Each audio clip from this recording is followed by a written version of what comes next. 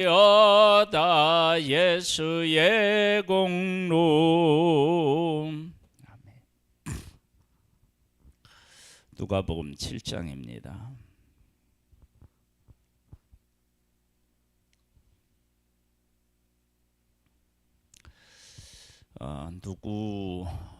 누구에게나 그 문제라고 표현할 수 있는 그런 삶의 부족한 부분, 이랬으면 참 좋겠다라고 하는 지난 아쉬움, 이런 것들이 있습니다. 그러나 그러한 바램, 소망, 그 가운데에서도 우리가 어떻게 믿음으로 살아갈 수 있고, 또 그 믿음에 대해서 예수님이 얼마나 귀하게 보시는지를 오늘 우리가 함께 생각해 보겠습니다. 첫 번째입니다. 예수께서 모든 말씀을 백성에게 들려 주시기를 마치신 후에 가버나움으로 들어가시니라. 어떤 백부장이 사랑하는 종이 병들어 죽게 되었더니 예수의 소문을 듣고 유대의 장로 몇 사람을 예수께 보내어 오셔서 그 종을 구해 주시기를 청한지라. 이에 그들이 예수께 나와 간절히 구하여 이르되 이 일을 하시는 것이 이 사람에게는 합당하니이다. 그가 우리 민족을 사랑하고 또한 우리를 위하여 회당을 지었나이다 하니 예수께서 함께 가실새 이에 그 집이 멀지 아니하여 백부장이 벗들을 보내어 이르되 주여 수고하지 하시지 마옵소서. 내 집에 들어오심을 나는 감당하지 못하겠나이다. 그러므로 내가 주께 나아가기도 감당하지 못할 줄을 알았나이다. 말씀만 하사 내 하인을 낫게 하소서. 나도 남의 수하에 든 사람이요 내 아래에도 병사가 있으니 이더러 가라 하면 가고 저더러 오라 하면 오고 내 종도로 이것을 하라 하면 하나이다. 백부장이 나옵니다. 백부장이 예수님에 대한 소문을 듣고 종을 생각하는 마음으로 누구를 보내느냐? 유대인의 장로를 보냅니다. 백부장은 어디 사람이죠? 로마 사람이죠. 이 백부장이 마음속에 정말로 예수님이 하나님이 누구신지를 알았다면, 그래서 여기에 얘기한 것처럼 우리 민족을 사랑하고 또한 우리를 위하여 회당을 지었다. 그 백부장이 유대 민족이 선택된 민족이고, 그리고 하나님께서 그들을 사랑하신다라고 하는 사실을 알았다면 이 백부장이 그 아쉬워하는 것은 무엇이었을까요? 내가 유대인이었으면 좋았을 텐데 뭐 그런 생각을 하지 않았겠어요? 그러면서 여기에 보면 뭐가 나오느냐 그러면 예수님이 자기에게 오기를 청했지만, 종 때문에 오기를 청했지만, 근데 생각해 보니까 이 예수님을 맞을 그만한 자격이 자기에는 없다고 생각한 거예요. 그러면서 말씀만 해달라고 그렇게 이야기를 하는 모습을 보게 됩니다. 예수님이 어떤 분이신지를 깨달아 알고 그 예수님을 고백한 거예요. 내가 유대인이 아니고 이방인인데 하나님의 선택한 백성을 사랑하고 그들이 하나님의 말씀을 나누고 교제할 수 있는 회당들을 지어주고요. 회당을 지어주고, 그리고 예수님에 대한 소문을 듣고 나서 아마 이 백부장은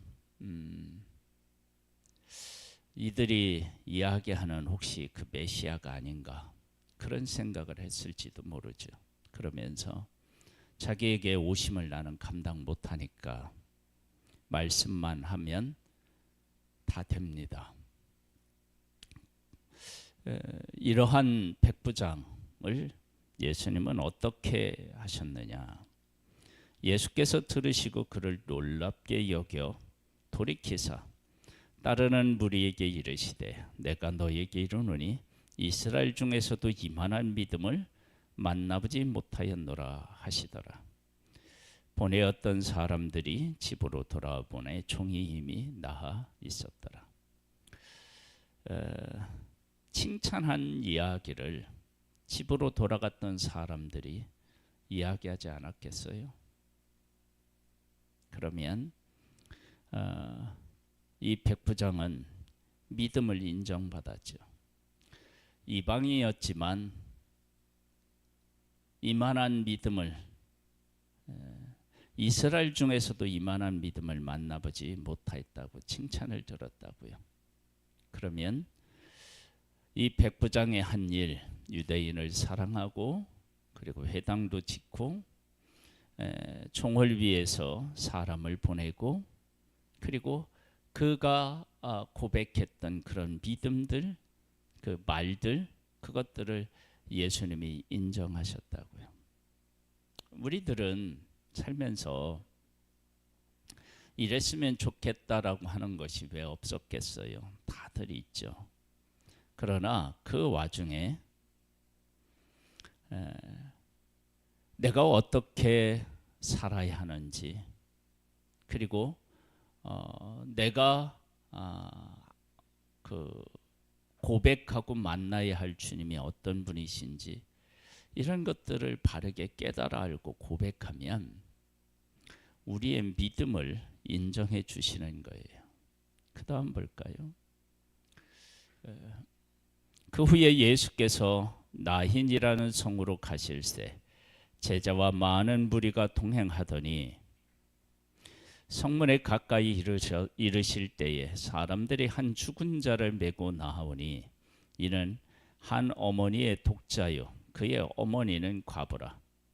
그 성에 많은 사람도 그와 함께 나오거늘 주께서 과부를 보시고 불쌍히 여기사 울지 말라 하시고 가까이 가사 그 관을 손에 대시니 맨 자들이 서는지라. 예수께서 이르시되 청년아 내가 네게 말하노니 일어나라 하시매 죽었던 자가 일어나 앉고 말도 하거늘 예수께서 그를 어머니에게 주시니 모든 사람이 두려워하며 하나님께 영광을 돌려 이르되 큰 선지자가 우리 가운데 일어나셨다 하고 또 하나님께서 자기 백성을 돌보셨다 하더라. 예수께 대한 이 소문이 온 유다와 사방에 두루 퍼지니라. 백부장은 그의 삶과 믿음의 고백을 보셨어요. 그는 이방인이었는데 하나님께서 이방인에 대한 것들은 문제 삼지 않으셨어요. 그리고 그의 믿음을 칭찬하셨어요. 지금 과부를 보겠습니다. 남편이 죽었어요. 그리고 아들이 하나 있어요. 어렵게 살아가요. 그런데 어느 날 아들이 죽어요. 삶에 문제가 있죠. 그런데 예수님이 오셔서 그 청년을 살리셨어요. 우리에게 문제가 있어요. 그 문제가 있는데 그 문제를 예수님께서 오셔서 해결해 주셨습니다. 그러면 이게 해결해 주셨다는 것만 우리가 생각하면 안 되고요. 이 과부가 아들 하나하고 살았던 지난 날들이 얼마가 되는지는 잘 모르겠지만 그 많은 세월들, 그 어려운 일들을 이겨내며 왔고, 그리고 지금은 아들이 죽는 고통을 지금 겪고 있습니다.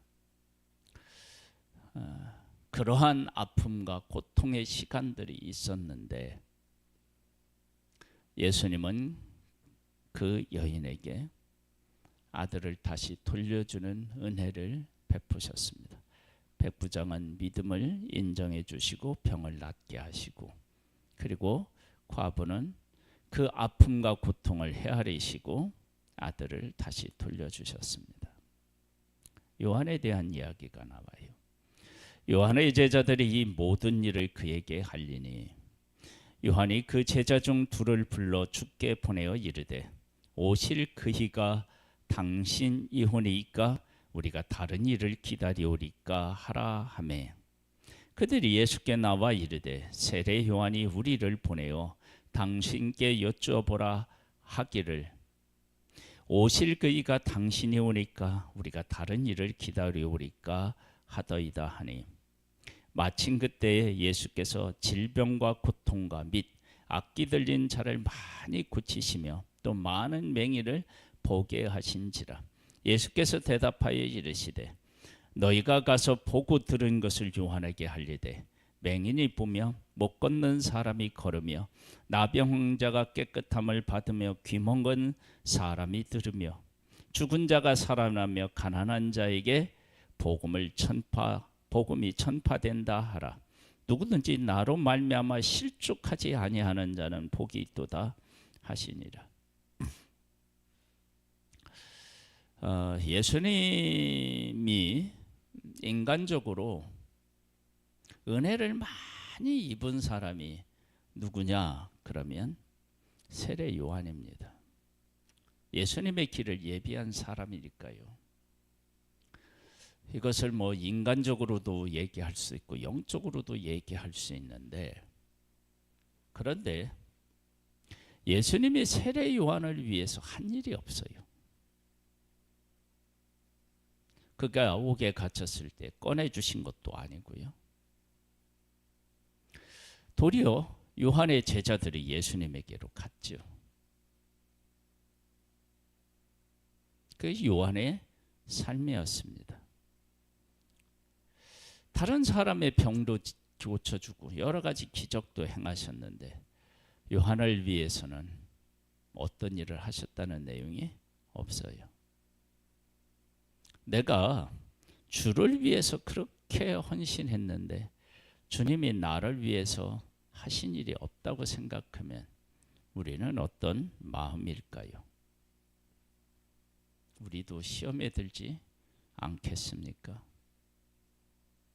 그런 마음이 들 수밖에 없죠. 요한도 혹시 그런 생각을 했는지 모르겠습니다. 그래서 누구든지 나로 말미암아 실족하지 아니하는 자는 복이 있도다 하시니라. 그 세례 요한에게 나 때문에 실족하지 말라 그렇게 말씀하시는 것 같지 않아요? 그런데 세례 요한에게 아무것도 해주시지 않은 것 같았는데 그 다음 말씀을 읽어보면 정말 전혀 달라요. 요한이 보낸 자가 떠난 후에 예수께서 무리에게 요한에 대해서 말씀하셔요. 너희가 무엇을 보려고 광야에 나갔더냐? 바람에 흔들리는 갈대냐? 그러면 너희가 무엇을 보려고 나갔더냐? 부드러운 옷 입은 사람이냐? 보라, 화려한 옷을 입고 사치하게 지내는 자는 왕궁에 있느니라. 그러면 너희가 무엇을 보려고 나갔더냐? 선지자냐? 옳다, 내가 너희에게 이르노니 선지자보다도 훌륭한 자니라. 선지자보다 더 훌륭한 자래요.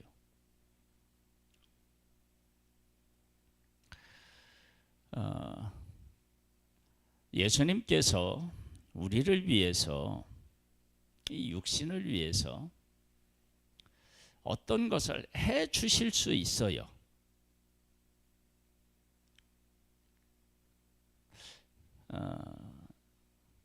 과부와 가부에게는 아들을 살려서 주셨어요.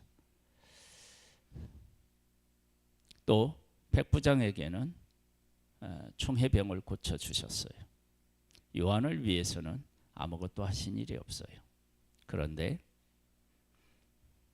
요한의 제자들이 예수님에게 간 사람들이 있단 말이에요. 그렇게 뭐 빼앗겼다고 할 수 있을 그러한 상황인데 예수님이 요한에게 주신 최고의 선물은 그가 여자가 낳은 자 중에서 최고의 사람이었다라고 그를 인정해 주셨어요.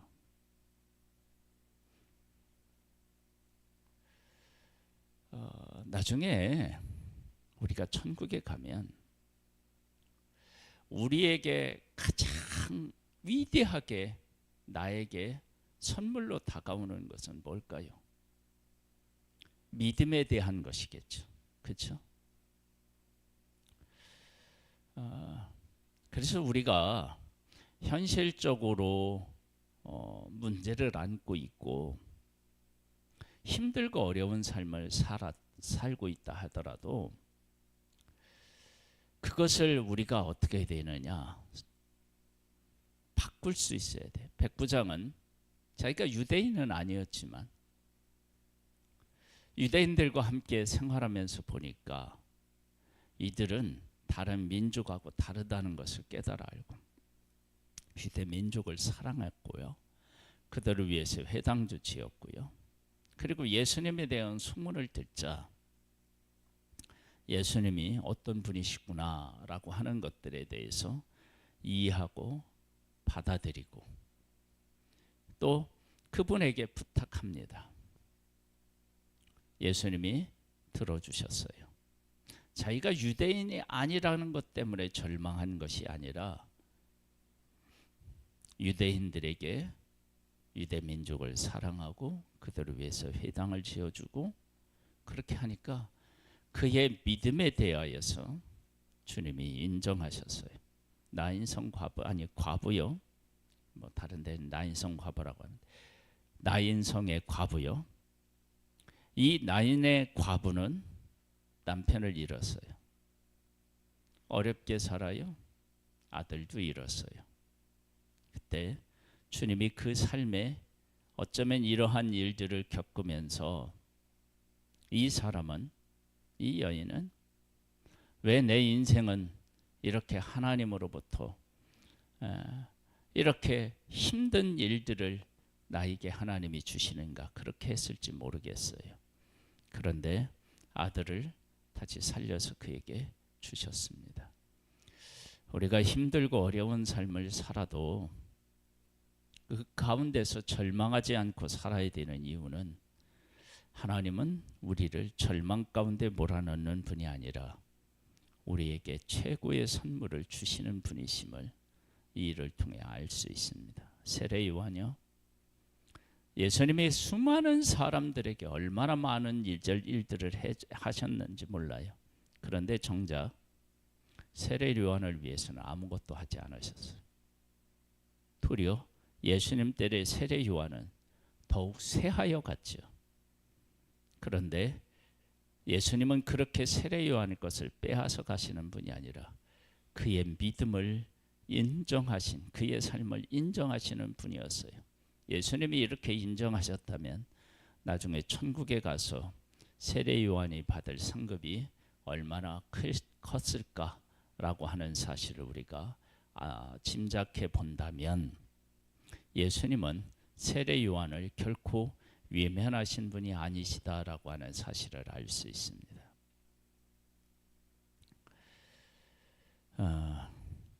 27절입니다. 기록된 바 보라 내가 내 사자를 네 앞에 보내노니 그가 네 앞에서 네 길을 준비하리라 한 것이 이 사람에 대한 말씀이라.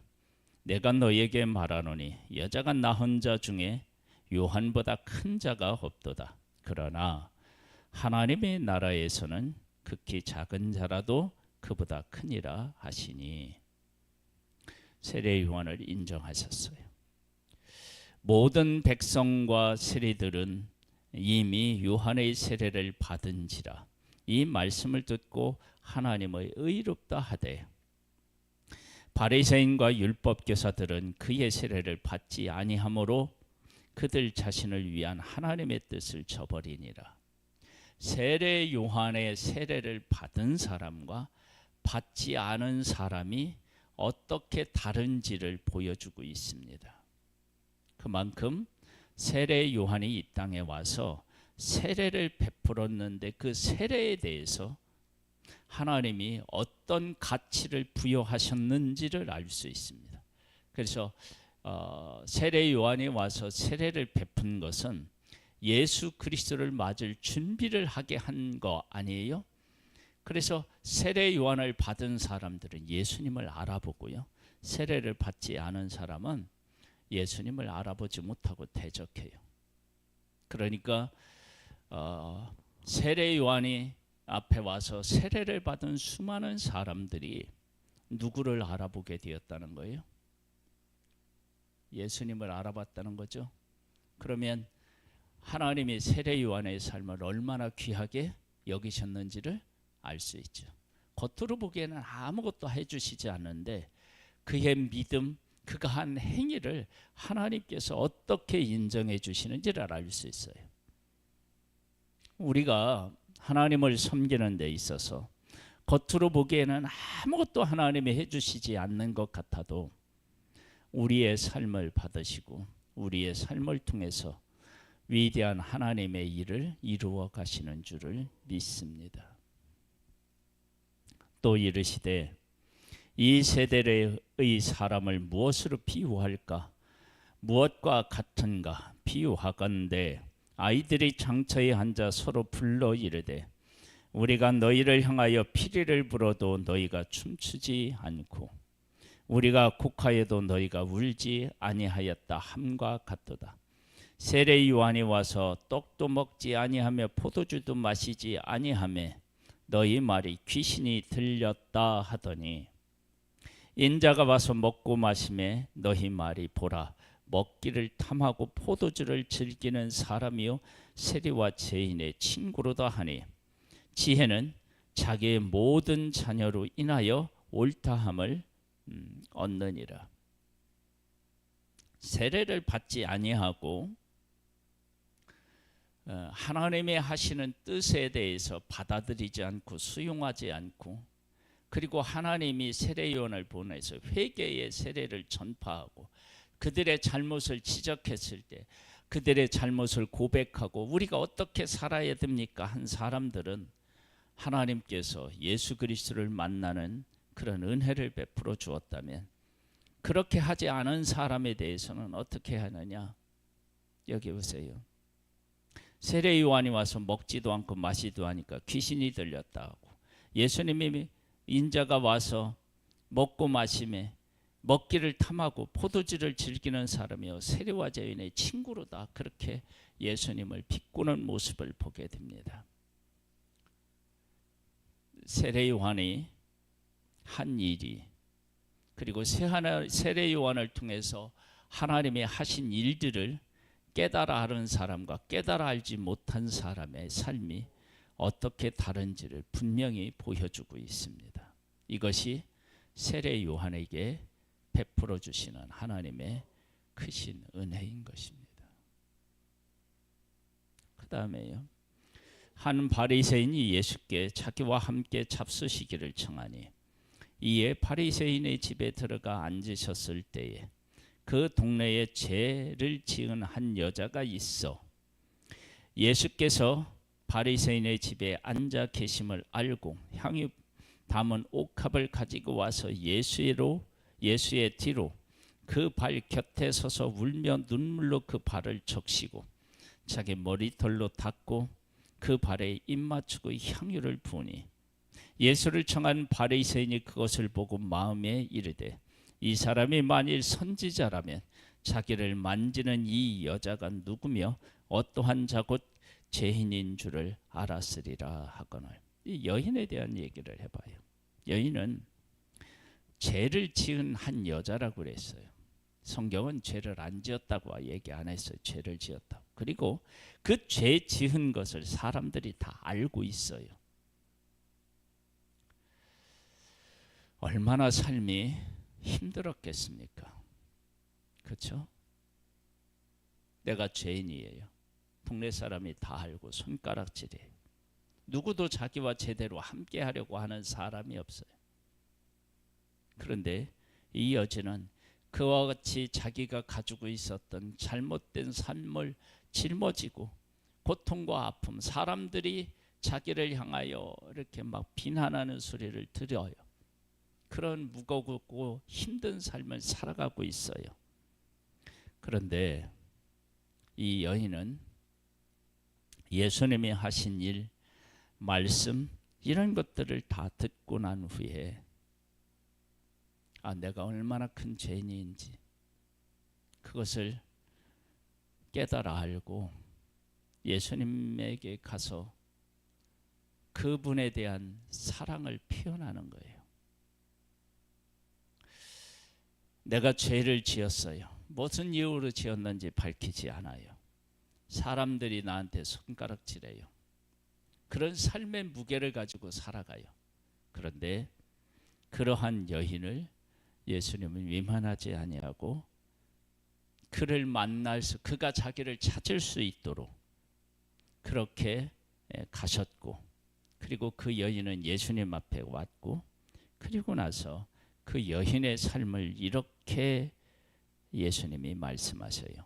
예수께서 대답하여 이르시되 시몬아 내가 네게 이를 말이 있다 하시니 그가 이르되 선생님 말씀하소서. 이르시되 빚주는 사람에게 빚진 자가 둘이 있어 하나는 500데나리온을 졌고 하나는 50데나리온을 졌는데 갚을 것이 없어서 둘 다 탕감하여 주었더니 둘 중에 누가 그를 더 사랑하겠느냐. 시몬이 대답하여 이르되 내 생각에는 많이 탕감을 받은 자니이다. 이르시되 네 판단이 옳다 하시고 그 여자를 돌아보시며 시몬에게 이르시되 이 여자를 보느냐. 내가 네 집에 들어올 때 너는 내게 발 씻을 물도 주지 아니하였으되 이 여자는 눈물로 내 발을 적시고 그 머리털로 닦았으며 너는 내게 입 맞추지 아니하였으되 그는 내게 들어올 때부터 내 발에 입 맞추기를 그치지 아니하였으며 너는 내 머리에 감람유도 붓지 아니하였으되 그는 향유를 내 발에 부었느니라. 이러므로 내가 네게 말하노니 그의 많은 죄가 사하여 졌도다. 이는 그의 사랑함이 많음이라. 사함을 받은 일이 적은 자는 적게 사랑하느니라. 이 여인은 예수님에 대한 소문을 들었을 거예요. 어떤 소문이요? 나병을 고쳐줘요. 저주받았다고 했던 나병을 고쳐줘요.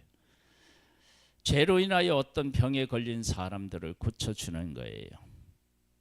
그러면서 그분은 우리의 죄를 청지하시는 분이 아니시라. 우리를 사랑으로 돌보고 품어 안으시는 분이시구나.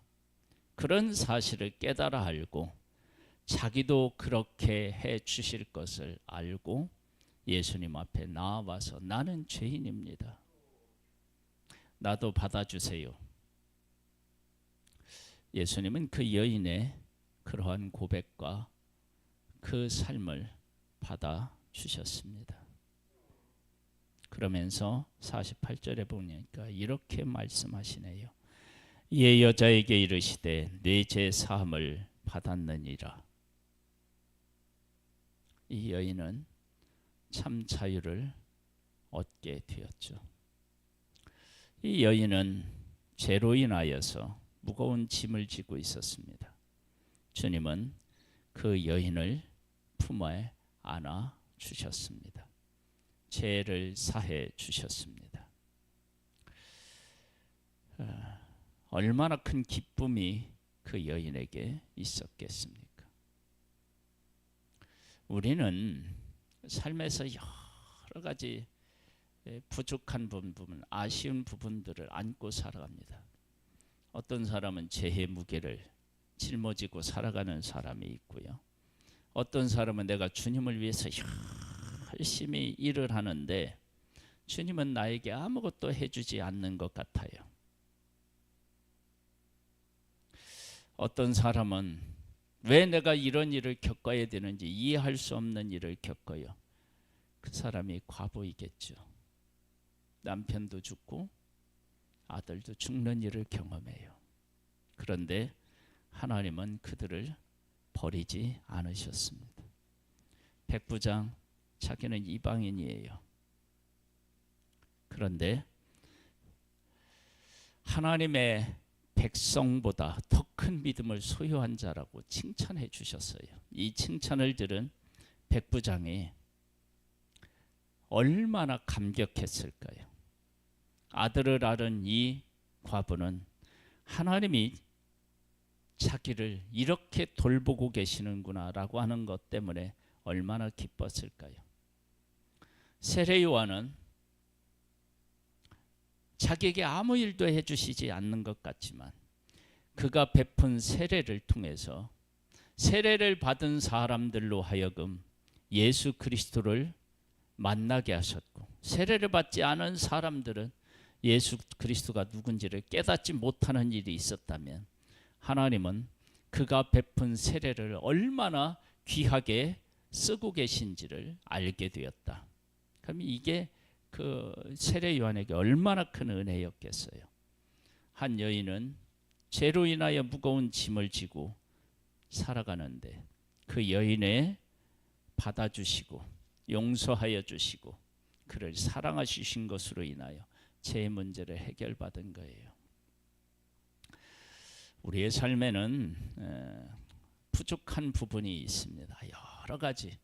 그러나 하나님은 그것을 외면하시는 분이 아니십니다.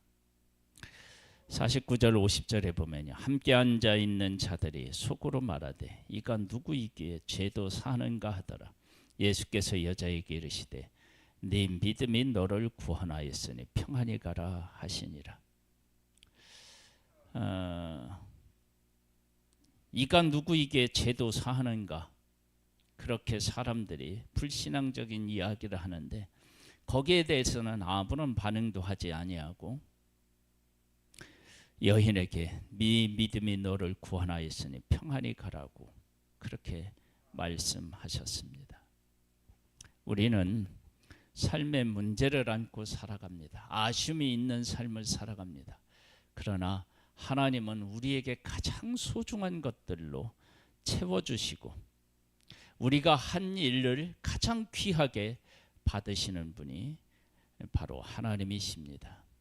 그런 사실을 마음에 깊이 깨달아 알고 인식하고 하나님을 바라보며 오늘도 앞으로 나아가는 복된 우리들이 되기를 주님의 이름으로 축복합니다.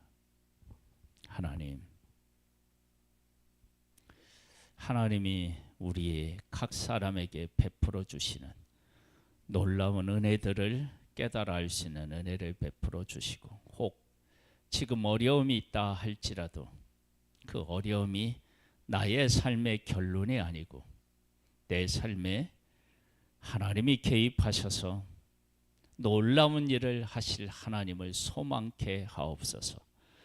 예수님의 이름으로 기도드립니다. 아멘. 하늘에 계신 우리 아버지여, 이름이 거룩히 여김을 받으시오며 나라에 임하옵시며 뜻이 하늘에서 이룬 것 같이 땅에서도 이루어지리이다. 오늘날 우리에게 일할 양식을 주옵시고 우리가 우리에게 죄 지은 자를 사하여 준 것 같이 우리 죄를 사하여 주옵시고 우리를 시험에 들게 하지 마옵시고 다만 악에서 구하옵소서. 대개 나라와 권세와 영광이 아버지께 영원히 있사옵나이다. 아멘.